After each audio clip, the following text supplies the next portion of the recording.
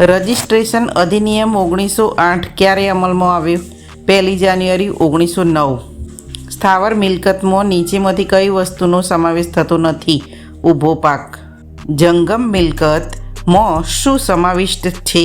ઊભો પાક. 100 રૂપિયા અથવા તેથી વધુ કિંમતનો હક ઉત્પન્ન કરતો બિન વસિયતી લેખ શું કરવો જરૂરી છે?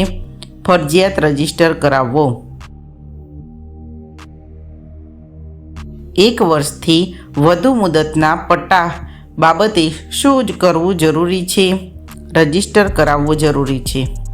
નીચેમાંથી કયો દસ્તાવેજ ફરજિયાત રજીસ્ટ્રેશનમાંથી મુક્ત છે? સમાધાનપત્ર. કંપનીના શેર સંબંધિત દસ્તાવેજો ભલે કંપની પાસે સ્થાવર મિલકત હોય તો પણ શું જરૂરી છે? રજીસ્ટ્રેશન ફરજિયાત નથી. વિલ સિવાયનો દસ્તાવેજ સામાન્ય રીતે કેટલા સમયની અંદર રજીસ્ટ્રેશન માટે રજૂ કરવો જોઈએ? 4 મહિના. અનિવાર્ય અકસ્માત અથવા અગત્યના કારણસર વિલંબ થાય તો રજિસ્ટ્રાર વધુમાં વધુ કેટલા સમય સુધી વિલંબ માફ કરી શકે? 4 મહિના. વિલંબ માફ કરતા સમયે રજિસ્ટ્રાર કેટલો દંડ લગાવી શકે? 10 ગણાથી વધુ નહીં. ભારતમાં બહાર કરવામાં આવેલ દસ્તાવેજ ભારત પહોંચ્યા પછી કેટલા સમયની અંદર રજિસ્ટ્રેશન માટે રજૂ કરવો જોઈએ? 4 મહિના. વિલ રજિસ્ટ્રેશન માટે ક્યારે રજૂ કરી શકાય? કોઈપણ સમયે. ખાસ કારણ દર્શાવવામાં આવે તો રજિસ્ટ્રેશન ક્યાં કરી શકાય?